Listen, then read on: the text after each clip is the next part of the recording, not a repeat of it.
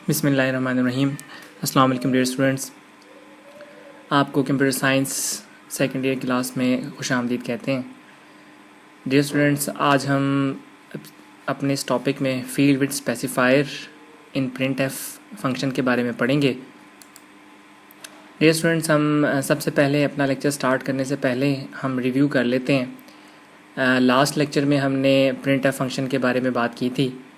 आज उसी print F function को मज़ीद हम डिटेल से पढ़ेंगे और इसके अंदर हम फील्ड विद स्पेसिफायर्स जो है वो हम देखेंगे। डियर स्टूडेंट्स, जो प्रिंट एफ फंक्शन हमारे पास था, basically print F function is used to display output on the monitor. Print F function की मदद से हम अपनी मॉनिटर की स्क्रीन के ऊपर किसी भी फंक्शन की वैल्यू को डिस्प्ले कर सकते हैं। प्रिंट एफ की मदद से हम किसी भी किस्म का टेक्स्ट, कोई मैसेज, कॉन्स्टेंट्स या कुछ वैल्यूज़ जो है हम स्क्रीन के ऊपर अपनी मर्ज़ी से दिखा सकते हैं। प्रिंट एफ फंक्शन आम तौर पे इस्तेमाल होने वाला ये फंक्शन है। हमारे पास आउटपुट के लिए और भी फंक्शंस मौजूद हैं, लेकिन ज़्यादातर हम प्रिंट एफ फंक्शन को ही इस्तेमाल करते हैं। ये स्टूडेंट्स, हमारे पास प्रिंट एफ फंक्शन के बेसिकली दो हिस्से हैं। प्रिंट एफ और सबसे पहला जो हिस्सा है वो हमारे पास फॉर्मेट स्ट्रिंग कहलाता है। कॉमा के बाद हमारे पास दूसरा हिस्सा आर्गूमेंट लिस्ट कहलाता है। प्रिंट एफ को हम इन दो हिस्सों में डिवाइड करते हैं। ये स्टूडेंट्स, हमारे पास जो प्रिंट एफ का पहला हिस्सा है वो बेसिकली फॉर्मेट स्ट्रिंग कहलाता है। इस पहले हिस्से जो पहला हिस्सा है ये डबल कोटेशन के ऊपर मुश्तमिल होता है, यानी कॉमा से पहले आप हमेशा यहाँ पर डबल कोटेशंस लिखेंगे। इन डबल कोटेशंस के अंदर हम 3 काम कर सकते हैं। इसमें हम जो सबसे पहला काम कर सकते हैं वो हम कोई भी टेक्स्ट जो है, मैसेज, हम वो लिख सकते हैं। प्रिंट एफ डबल कोटेशन के अंदर जो भी मैसेज लिखा जाएगा, चाहे वो अल्फ़ाबेट्स हों, नंबर्स हों या सिंबल्स हों, वो हम स्क्रीन के ऊपर प्रिंट करवा सकते हैं। फॉर एग्ज़ाम्पल, हम एक प्रोग्राम बनाना चाह रहे हैं जिसमें हम यूज़र से नंबर मांगना चाहते हैं, तो हम उसमें मैसेज लिख सकते हैं एंटर योर मार्क्स। तो आप कोई भी आउटपुट लिखना चाहते हैं तो डबल कोटेशन के अंदर जो कुछ भी आप लिखेंगे उसकी वैल्यू जो है वो हमें प्रिंट एफ की मदद से हम स्क्रीन के ऊपर देख सकेंगे। दूसरा जो काम हम इसमें कर सकते हैं वो बेसिकली फॉर्मेट स्पेसिफायर्स हैं। ये फॉर्मेट स्पेसिफायर्स वो वैल्यूज़ होती हैं जिनको हम स्क्रीन के ऊपर देखना चाह रहे होते हैं। प्रोग्राम में हम बहुत सारी वैल्यूज़ इस्तेमाल कर रहे होते हैं। बाज़ दफ़ा हम एज इसका इस्तेमाल कर रहे होते हैं, marks, average, total numbers, temperature, इस तरह की बहुत सारी जो वैल्यूज़ होती हैं उनको देखने के लिए हम बेसिकली फॉर्मेट स्पेसिफायर्स का इस्तेमाल करते हैं। हमारे पास फॉर्मेट स्पेसिफायर्स 3 किस्म के हैं। एक हमारे पास इंटीजर है जिसके लिए हम % d लिखते हैं। एक हमारे पास फ्लोट है जिसके लिए हम %f लिखते हैं। और तीसरा हमारे पास करैक्टर है जिसके लिए हम %c लिखते हैं। तो बेसिकली ये 3 हमारे पास फॉर्मेट स्पेसिफायर्स हैं। इनको हम इस डबल कोटेशन के अंदर, इस पहले हिस्से के अंदर हम इस्तेमाल करते हैं। डियर स्टूडेंट्स, इसके बाद जो तीसरा हिस्सा है वो हमारे पास एस्केप सीक्वेंसेस होती हैं। It specify the format of output. ये बेसिकली हमारी आउटपुट को बेहतर करने के लिए या उसको चेंज करने के लिए हम इसको इस्तेमाल करते हैं। इसके अंदर हमने 2 एग्जांपल्स पढ़ी थी लास्ट लेक्चर में, जिसमें हमने न्यू लाइन /n और टैब /t के बारे में हमने पढ़ा था। आपके आउटपुट के दौरान में अगर आप 2 लाइनों के दरमियान में फ़ासला रखना चाहते हैं या उसको नई लाइन के ऊपर लेके जाना चाहते हैं तो उसके लिए हमें एस्केप सीक्वेंस का इस्तेमाल करना होता है। तो ये जो पहला हिस्सा है बेसिकली इसके अंदर हम टेक्स्ट, फॉर्मेट स्पेसिफायर्स और एस्केप सीक्वेंसेस जो हैं वो हम इस्तेमाल करते हैं। ये स्टूडेंट, इसके बाद जो हमारे पास दूसरा हिस्सा है ये हमारे पास आर्गूमेंट लिस्ट का होता है। It consist of constants, variables और expressions whose values are to be printed on screen. अब जो पहले हिस्से में हमने वैल्यूज़ लिखी हैं, फॉर एग्ज़ाम्पल नेम है, एज है, मार्क्स हैं, एवरेज है, ये सारी चीज़ों की जो वैल्यू है ये बेसिकली हम आर्गूमेंट लिस्ट में देख रहे होते हैं। तो आर्गूमेंट लिस्ट में आप किसी भी कांस्टेंट को, किसी भी वेरिएबल को या किसी भी एक्सप्रेशन की वैल्यू को आप बड़ी आसानी से देख सकते हैं। डियर स्टूडेंट्स, आज हम अपने टॉपिक में प्रिंट एफ के साथ ही फील्ड विथ स्पेसिफायर के बारे में हम बात करेंगे। बेसिकली हम इंटीजर वैल्यूज़ के लिए हम %d फॉर्मेट स्पेसिफायर इस्तेमाल करते हैं जब भी इंटीजर वैल्यू इस्तेमाल की जाएगी तो हम हमेशा उसके लिए परसेंटेज डी, यानी ऐसी वैल्यूज़ जिसमें डेसिमल शामिल ना हो उन वैल्यूज़ को देखने के लिए हम हमेशा परसेंटेज डी की वैल्यू इस्तेमाल करते हैं। परसेंट और डी के दरमियान में हम कोई वैल्यू लिख लेते हैं तो हमारे पास इससे फॉर्मेट स्पेसिफायर जो है वो बन जाता है। हम एग्जांपल से देख लेते हैं। यहाँ पर हमारे पास प्रिंट एफ है, bracket double quotation area is equal to percentage D. हम आम तौर पे परसेंटेज डी लिखते हैं। अब इस परसेंट और डी के दरमियान में आपको एक वैल्यू नज़र आ रही है जो यहाँ पर 4 लिखी गई है, यानी जब भी हमने फील्ड विड्थ लिखनी होती है या मेंशन करनी होती है तो हम अपने फॉर्मेट स्पेसिफायर के दरमियान में उसकी वैल्यू को लिख देते हैं। तो परसेंट और डी के दरमियान में इस वक्त हमारे पास ये 4 रिप्रेजेंट किया जा रहा है, तो ये इस वक्त उसकी विड्थ को बता रहा है। और हमारे पास जो वेरिएबल है वो बेसिकली एरिया है। अब हम ये फ़र्ज़ कर लेते हैं कि ये जो हमारे पास एरिया हमने यहाँ पर रखा हुआ है इसकी वैल्यू 25 है। तो अगर हम इसकी वैल्यू देखें तो अगर हम वैल्यू की विड्थ देखें तो इस वक्त वैल्यू 2 स्पेसेस के ऊपर मुश्तमिल है, यानी अगर हम अपने इस आंसर को प्रिंट करेंगे तो हमारे पास 2 स्पेसेस ऑक्यूपाई होंगी, एक 2 के लिए और एक 5 के लिए। अब अगर हम अपनी एग्जांपल में देखें, यहाँ पर हमने इसे 4 मेंशन किया हुआ है, तो इस वैल्यू के साथ 2 इजाफी स्पेसेस भी शामिल हो जाएंगी। इस फॉर्मेट स्पेसिफायर के हिसाब से हमारी वैल्यू इस वक्त छोटी है। फॉर्मेट स्पेसिफायर उसके अंदर हम 4 की वैल्यू यानी कि विड्थ जो है हम 4 सेलेक्ट कर रहे हैं, लेकिन हमारा जो आंसर है वो बेसिकली 2 डिजिट्स के ऊपर है, तो जो 2 डिजिट्स बाकी रह जाएंगे वो बेसिकली स्पेसेस से फिलअप हो जाएंगे। और ये जो हमारे पास स्पेसेस हैं ये वैल्यू से पहले जो है वो आपके पास आएंगे। अब आपके पास हम इसका रिज़ल्ट अगर आउटपुट देखेंगे तो आउटपुट आपको नज़र आएगी एरिया इज़ इक्वल टू, यहाँ पर ये जो आपको 2 अंडरस्कोर नज़र आ रहे हैं ये बेसिकली ब्लैंक स्पेसेस को रिप्रेजेंट कर रहे हैं। हमें आउटपुट में ये स्पेसेस नज़र नहीं आती, लेकिन एग्जांपल को समझने के लिए हमने यहाँ पर मेंशन करने के लिए बेसिकली अंडरस्कोर ब्लैंक स्पेसेस को हमने रखा है। अब आप देख सकते हैं कि हमारा जो आंसर है उससे पहले 2 स्पेसेस जो हैं वो रखी गई हैं, क्योंकि हमने अपनी एग्जांपल में इसकी जो विड्थ बताई है वो बेसिकली 4 बताई है। अगर हम इसे काउंट करें तो 2 स्पेसेस और 2 वैल्यूज़ ये दोनों मिला के हमारी जो टोटल विड्थ है वो कंप्लीट हो चुकी है। तो हमारे पास परसेंटेज 4D का मतलब ये है कि हमने 4 डेसिमल प्लेसेस तक जो 4 हमारे पास जो स्पेस तक हमने अपनी वैल्यू को यहाँ पर मेंशन किया है। हमारे पास जो वैल्यूज़ हैं वो हमेशा राइट जस्टिफाइड होंगी और आपके पास हमारे जो स्पेसेस हैं वो उससे पहले अपीयर हो जाएंगे। अगर हम इसको कॉलम वाइज डिफ़ाइन कर लें कि हमारे पास एक स्पेस जो है वो बेसिकली एक कॉलम है, तो हम यहाँ पर हमारे पास इस वक्त 4 मेंशन किया गया, तो बेसिकली हमारे पास 4 कॉलम्स बन जाएंगे 1, 2, 3 और 4। वो जो वैल्यू है हमारे पास वो बेसिकली 25 है, और ये जो हमारे पास 25 है इससे पहले हमारे पास जो स्पेसेस हैं वो 2 स्पेसेस आपके पास आ जाएंगी और उसके बाद हमारे पास जो वैल्यू है वो रिप्रेजेंट की जा सकती है। इसी तरह हमारे पास इंटीजर के अंदर अगर हम फॉर्मेट स्पेसिफायर के अंदर माइनस का सिंबल इस्तेमाल कर लें तो ये बेसिकली हमारे पास लेफ़्ट जस्टिफाइड हो जाता है। फॉर एग्ज़ाम्पल परसेंटेज के बाद एक हमने वैल्यू का इजाफा किया 10 और इसके साथ हमने माइनस का सिंबल लिख लिया। डियर स्टूडेंट्स, ये जो माइनस है ये बेसिकली वैल्यू के लिए माइनस नहीं लिखा गया, बल्कि ये लेफ़्ट जस्टिफाइड के लिए माइनस लिखा गया है। अगर आप वैल्यू के साथ माइनस मेंशन करना चाहते हैं तो वो यहाँ पर -225 के साथ हम लिख सकते हैं। तो परसेंट और डी के दरमियान में अगर हम माइनस के साथ वैल्यू को रिप्रेजेंट करेंगे तो हमारी जो वैल्यू है वो बेसिकली लेफ़्ट जस्टिफाइड हो जाएगी। -10D फॉर एग्ज़ाम्पल हम सपोज़ करते हैं कि हमारे पास इस वक्त जो वैल्यू है वो बेसिकली 225 है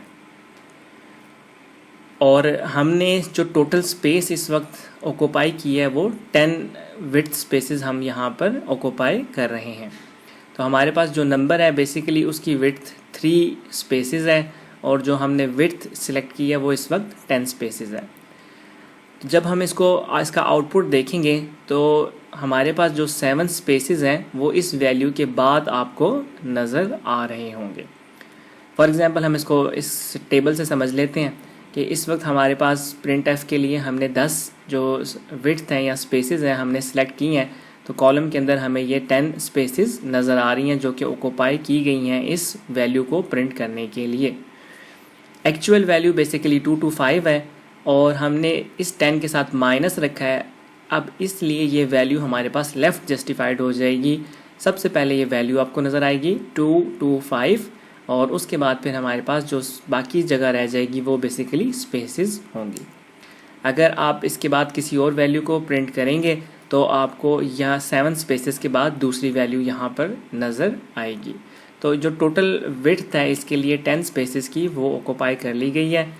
अगर आप पॉजिटिव का साइन अगर यहाँ पर +10 होता तो आपके पास ये जो वैल्यू है ये राइट जस्टिफाइड हो जाती और 225 आपको राइट पे नज़र आता और लेफ़्ट के ऊपर हमारे पास 7 स्पेसेस हो जाती। और अगर इसी को हम माइनस के साथ रिप्रेजेंट कर दें तो हमारे पास ये लेफ़्ट जस्टिफाइड हो जाएगा। आपके पास वैल्यू यहाँ पर लेफ़्ट साइड पे आ जाएगी और जो स्पेसेस हैं वो आपके पास वैल्यू के बाद आपको नज़र आएंगे। तो डियर स्टूडेंट्स, जितनी भी आपके पास स्पेसेस रह जाती हैं वो बेसिकली आपके पास एम्प्टी स्पेसेस के ज़रिए से रिप्रेजेंट कर दी जाती हैं। इसी तरह अब हम फ्लोट के लिए फील्ड विड्थ स्पेसिफायर देख लेते हैं। जैसे कि हमें मालूम है कि %f format specifier is use to display float values. हम %f का इस्तेमाल करते हैं जिसकी मदद से हम अपने फ्लोटिंग वैल्यूज़ को रिप्रेजेंट कर सकते हैं। फ्लोट बेसिकली ऐसे नंबर्स पे मुश्तमिल होता है जिसके अंदर आपके पास डेसिमल या पॉइंट की वैल्यू जो है वो शामिल होती है। तो ऐसे ही को रिप्रेजेंट करने के लिए हम %f लिखते हैं। हमारे पास इसमें जो विड्थ स्पेसिफाई करनी होती है वो बेसिकली हमने फ्लोटिंग पॉइंट वैल्यू के हिसाब से रिप्रेजेंट करते हैं। हमारे पास इसके अंदर जब भी हम कोई भी विड्थ रिप्रेजेंट करेंगे तो हमें एक ऐसी वैल्यू रखनी होगी जो उस पूरे नंबर के लिए काफ़ी हो जाए। फॉर एग्ज़ाम्पल हमारे पास एक वैल्यू है 15.245, तो इसको रिप्रेजेंट करने के लिए हमारे पास जो स्पेसेस हैं वो 6 स्पेसेस मेंशन होनी चाहिए।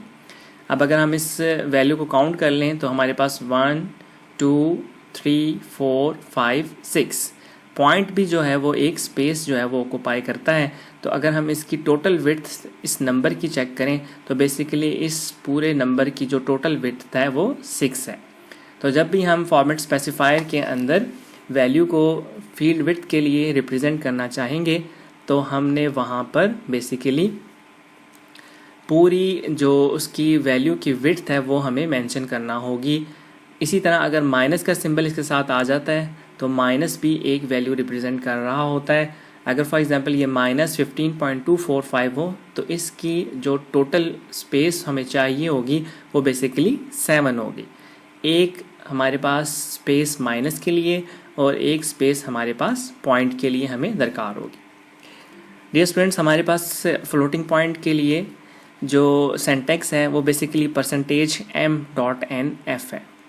% बेसिकली ये हमारे पास फॉर्मेट स्पेसिफायर का बिगनिंग होती है और हमारे पास m जो है ये टोटल विड्थ को रिप्रेजेंट कर रहा होता है जो आपके पास डेसिमल पॉइंट के साथ शामिल होता है। यानी इसमें जो हमारे पास पहला हिस्सा है इसके अंदर आपने पॉइंट्स के साथ मिला के टोटल विड्थ बतानी होती है। जिस तरह यहाँ पर हमने इस वक्त इसे 6 मेंशन किया है तो 6 बेसिकली हमने इस वैल्यू को पॉइंट के साथ मिला के इसकी टोटल विड्थ जो है वो कैलकुलेट की है। तो इस वक्त हमारे पास जो पहला हिस्सा है m वो बेसिकली 6 है कि पूरी जो हमारे पास वैल्यू है डेसिमल के साथ हमारे पास पूरी वैल्यू 6 प्लेसेस तक ऑक्यूपाई करेगी। इसी तरह जो हमारे पास n वाला हिस्सा है it represent the decimal number of decimal place. इसमें हम अपने नंबर के जो पॉइंट्स के डिजिट्स हैं वो हम कितने रिप्रेजेंट करवाना चाहते हैं, बेसिकली हम n के अंदर उस वैल्यू को रिप्रेजेंट कर सकते हैं। अगर आप यहाँ पर एक डेसिमल प्लेस तक वैल्यू देखना चाहते हैं तो आप 1 लिखेंगे, अगर आप 2 डेसिमल प्लेसेस लिखना चाहते हैं तो 2 लिखेंगे। इसी तरह से जितनी भी आप पॉइंट के बाद वैल्यूज़ देखना चाहते हैं, आप पॉइंट के बाद m के बाद उतनी वैल्यू लिखेंगे तो आपको उस वैल्यू के उतनी जो डेसिमल डिजिट्स हैं वो आपको नज़र आएंगे। फॉर एग्ज़ाम्पल हमारे पास एक प्रिंट एफ की हम एग्ज़ाम्पल देख लेते हैं। इसके अंदर हमने सबसे पहला जो हिस्सा है m, वो बेसिकली हमने यहाँ पर 8 रिप्रेजेंट किया है। तो अगर हम कॉलम्स में से देख लें तो जो हमारे पास टोटल स्पेसेस ऑक्यूपाई होंगी वो बेसिकली 8 होंगी। तो हमारा जो नंबर है वो 8 डिजिट्स के अंदर आएगा, या हमारे पास 8 कॉलम्स जो हैं वो उसके लिए फ़िक्स कर दिए जाएंगे। और पॉइंट 2 का मतलब ये है कि पॉइंट के बाद सिर्फ 2 डेसिमल प्लेसेस जो हैं वो आपको नज़र आएंगे। यानी अगर आपका जो डिजिट है वो 3 डेसिमल प्लेसेस तक है या 4 डेसिमल प्लेसेस तक है तो आपको सिर्फ 2 डेसिमल प्लेसेस ही नज़र आएंगे। और अगर आपका नंबर इस 8 के अंदर कम्प्लीटली फिट हो जाता है तो आपको वो वैल्यू नज़र आएगी। और अगर आपका नंबर इस 8th फिट से कम है, छोटा है, तो बेसिकली आपका जो स्पेसेस हैं वो उसके अंदर शामिल कर दी जाती हैं। डियर स्टूडेंट्स, अब हम इसको कुछ मज़ीद एग्जांपल्स के साथ समझ लेते हैं। फॉर एग्ज़ाम्पल हमारे पास एक वैल्यू है -25.41, ये हमारे पास एक फ्लोटिंग पॉइंट वैल्यू है। डियर स्टूडेंट्स, अगर हम इसको काउंट कर लें तो माइनस, जैसे मैंने आपको पहले बताया, ये एक स्पेस ऑक्यूपाई करेगी। माइनस इसके बाद हमारे पास 1 2 3 4 5 6। अगर हम इसको देखें कि हमारे पास ये बेसिकली नंबर टोटल इसकी विड्थ कितनी होगी एक्चुअल, वो बेसिकली 6 है। और पॉइंट के बाद अगर हम देखें तो हमें पॉइंट के बाद बेसिकली 2 डेसिमल प्लेसेस इस वक्त मौजूद हैं। अगर हम इसका फॉर्मेट स्पेसिफाई लिखते हैं %6 बेसिकली हमारे पास ये एक्चुअल विड्थ है इस नंबर की। हमारे पास नंबर एक्चुअली 6 डिजिट्स ही ले रहा है। पॉइंट के बाद हमने 2 मेंशन किया है और पॉइंट के बाद बेसिकली हमारे पास 2 स्पेसेस ही हैं। और इसके बाद हमने f लिखा है। अगर हम इसकी आउटपुट देखेंगे तो हमारे पास -25.41, क्योंकि इसमें हमारे पास हमने एग्जैक्ट वैल्यू के मुताबिक अपना फॉर्मेट स्पेसिफायर सेलेक्ट किया है, इसलिए हमें लेफ़्ट और राइट के ऊपर कोई भी स्पेस इस वक्त नज़र नहीं आएगी। इसी तरह हम एक और एग्जांपल देख लेते हैं 3.14159। अगर हम इसका जो विड्थ है उसे कैलकुलेट कर लें तो 1 2 3 4 5 6 7, हमारे पास ये जो डिजिट है इस वक्त इसकी टोटल विड्थ 7 है। फॉर्मेट स्पेसिफायर के अंदर हमने इसकी जो विड्थ मेंशन किया है वो बेसिकली 5 मेंशन किया है, यानी 7 में से हमें सिर्फ 5 डिजिट्स जो है वो चाहिए। और पॉइंट के बाद भी हमें 2 डिजिट्स चाहिए, यानी इसके पॉइंट के बाद बेसिकली हमारे पास 5 डिजिट्स मौजूद हैं, लेकिन हम पॉइंट के बाद सिर्फ 2 डिजिट्स ही लेना चाह रहे हैं। ये स्टूडेंट्स, अगर हम इसकी आउटपुट प्रिंट करें तो हमने सबसे पहले 5 स्पेसेस इसके लिए ऑक्यूपाई करनी है। तो 1 2 3 4 और 5, यानी कि आपके पास सबसे पहले हमारे पास 3 है। 3 से पहले हमारे पास क्योंकि कोई वैल्यू मौजूद नहीं है इसलिए यहाँ पर एक स्पेस शामिल हो जाएगी। तो स्पेस 3 और पॉइंट के बाद हम 2 डेसिमल प्लेसेस लेना चाह रहे हैं तो यहाँ पर आ जाएगा 14। तो एक जो नंबर हमारे पास छोटा हो गया, यानी हमारे पास नंबर मौजूद नहीं है, तो नंबर मौजूद ना होने की सूरत में एक स्पेस साथ में शामिल हो जाएगा।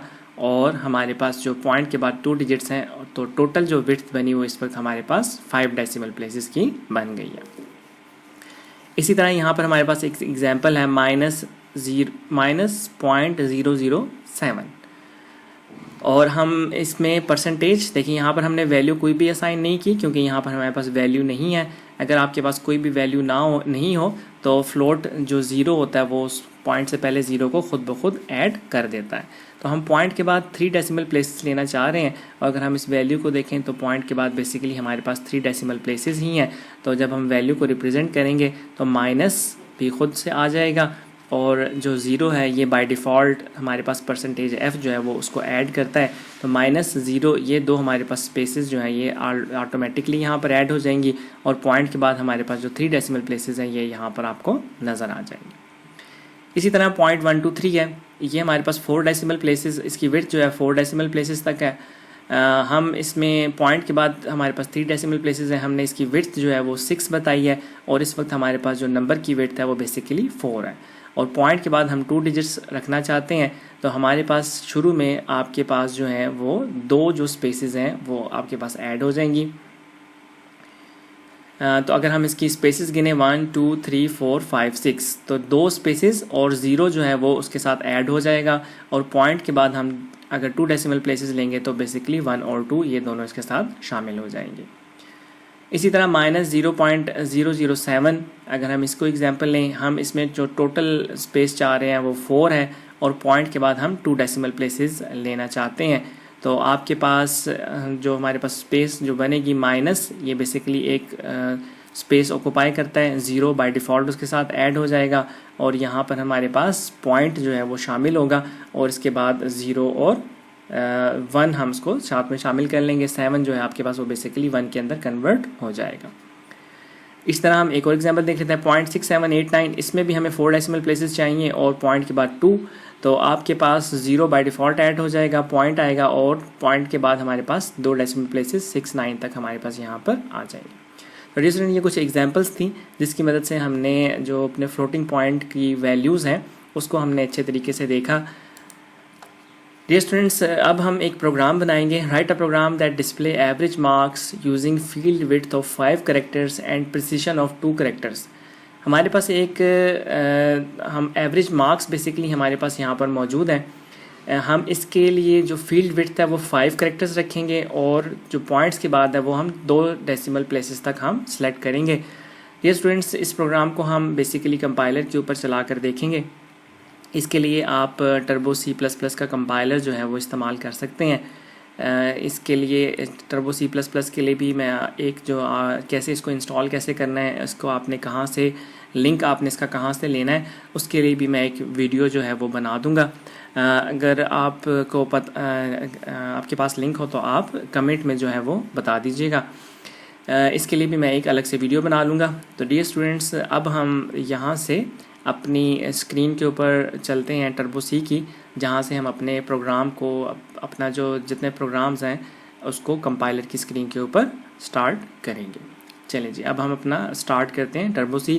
आप जैसे ही इस टर्बो C++ के बटन पे क्लिक करेंगे तो बेसिकली आपको ये स्क्रीन जो है ये नज़र आएगी।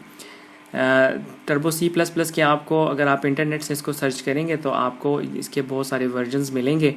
हमारे पास विंडोज़ 7, 10 और विंडो विस्टा मुख्तलिफ़ किस्म के विंडोज़ अवेलेबल हैं। तो कुछ हमारे पास जो टर्बो C के वर्जन्स हैं वो फुल स्क्रीन अवेलेबल नहीं होते, तो उसके लिए आपने टर्बो C++ का ये वाला वर्जन इंस्टॉल कर लेना है। इसके अंदर आपको यहाँ पर फुल स्क्रीन मोड भी नज़र आ रहा है, इसको इनेबल करने से आप फुल स्क्रीन के ऊपर इसको काम कर सकते हैं। तो डियर स्टूडेंट्स, इसके ऊपर हम टर्बो C को इसकी इंस्टॉलेशन के ऊपर हम एक दोबारा से डिटेल बात करेंगे। अब हम अपने टर्बो C के एनवायरनमेंट की तरफ, कंपाइलर की तरफ चलते हैं।